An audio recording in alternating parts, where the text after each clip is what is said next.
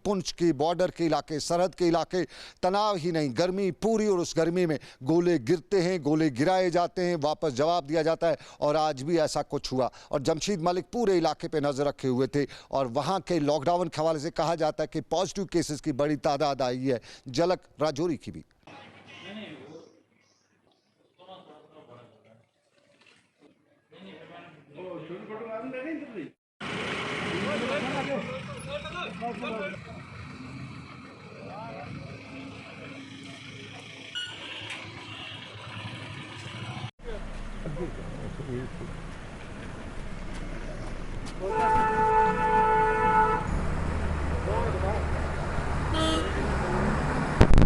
ये लॉकडाउन राजौरी के इलाके का, रियासत के मुख्तलिफ इलाकों का, बानिहाल की भी सूरत हाल और बानिहाल से लेकर वादी के दूसरे इलाकों की सूरत हाल हमने आपको दिखाई।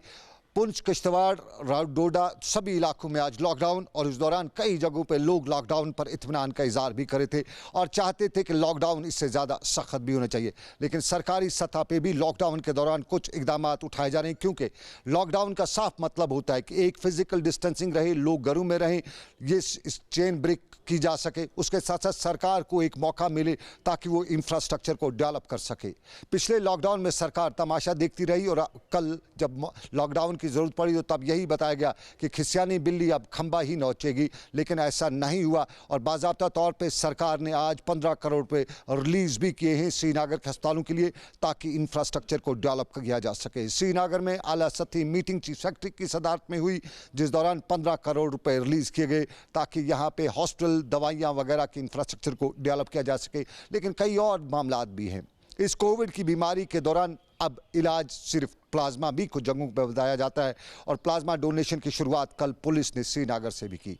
और आज हमने डीजी पुलिस से इसी मामले पे पूछा कि प्लाज्मा डोनेशन की ये शे कहाँ से मिली, क्या करेगी पुलिस। डीजी से हमारी बातचीत। डीजी साहब, मेरा पहला सवाल आपसे यही होगा कि इस कोविड के दौरान जम्मू कश्मीर पुलिस का जवान, चाहे वो जवान हो या अफसर हो, सब रोड पे रहे। ख़तरा इनके लिए सबसे ज़्यादा था। उन ख़तरों से निपटने के लिए प्रिकॉशनरी मेजर्स उठाए गए, लेकिन इक्विपमेंट वगैरह जो चाहिए, क्या सब मुहैया किया गया? जी, इनफैक्ट मैं ये कहना चाहूँगा कि जो जम्मू कश्मीर पुलिस का हर जवान और ऑफिसर जिस तरीके से इस कोविड के दौर में आगे बढ़ कर के जिस तरीके से उसने हिस्सा लिया है, नहायती काबिल तारीफ़ है। और हम जानते हैं कि जिस तरह की ड्यूटीज़ हम लोगों को अंजाम देनी पड़ रही है ग्राउंड के ऊपर, हम भी एक्सपोज्ड हैं और बाकी लोगों से ज़्यादा एक्सपोज्ड हैं कि कोविड-19 की जो इन्फेक्शन है वो हमारे लोगों को जो है वो मुतासर कर सकती है। मगर बावजूद इसके हमारे बहुत सारे जवान ऐसी जगहों पे ड्यूटीज़ कर रहे हैं, डॉक्टर के शाना बशाना उनके साथ खड़े होकर ड्यूटीज़ कर रहे हैं, जहाँ पर काफ़ी ज़्यादा ख़तरा भी रहता है। मगर ये एक ऐसा दौर है जिसके अंदर जम्मू कश्मीर पुलिस को लोगों के तय अपनी जो कमिटमेंट है, जो हमारी लोगों के प्रति अपनी एक तरह की एक फीलिंग्स हैं, उनको जाहिर करते हुए, ड्यूटी को निभाते हुए इस वक्त लोगों के साथ खड़े होना है, और ख़ास तौर पे उन लोगों के साथ खड़े होना है जिनको हमारी ज़्यादा ज़रूरत है। इसी के चलते आपने सवाल जैसे पूछा कि क्या हमारे लोग अपनी जो इक्विपमेंट है वो उसके साथ लैस हैं कि नहीं हैं। मैं ये आपको बताऊं कि हमारे पास उस वक्त ये इक्विपमेंट पहुंच गई थी जब शायद किसी भी डिपार्टमेंट के पास ये इक्विपमेंट नहीं थी। हमारे पास अपनी जो पर्सनल गियर है पूरे का पूरा जो आपको एहतियात के लिए पहनना पड़ता है वो अवेलेबल है। अपने पास जो ग्लव्स पहनते हैं और जो मास्क पहनते हैं बड़ी तादाद में सब ज़िलों में सब यूनिट्स के अंदर अवेलेबल है, और हर जवान को ज़रूरत के मुताबिक ये चीज़ें मुहैया की जा रही है। जैसी ड्यूटी है उसी तरीके से उनके पास जो साजो सामान भी ज़रूरत का उसके पास अवेलेबल किया जा रहा है। अभी भी हमारे पास कोई कमी नहीं, हमारे स्टॉक्स में भी बहुत ज़्यादा सामान अभी इस तरह का पड़ा हुआ है। सैनिटाइज़र्स की कोई कमी नहीं है। जो आपका जो चेक करते हैं टेम्परेचर बॉडी का, उसकी हमारे पास कोई कमी नहीं है। जो मशीनें तैयार करी गई कि हैंड फ्री आप अपने हाथ साफ़ कर सकें, बाकी अपने पाँव को सैनिटाइज़ कर सकें, उसकी कोई कमी नहीं है। तो वो सारा सामान हमारे पास जो है इस वक्त मौजूद है।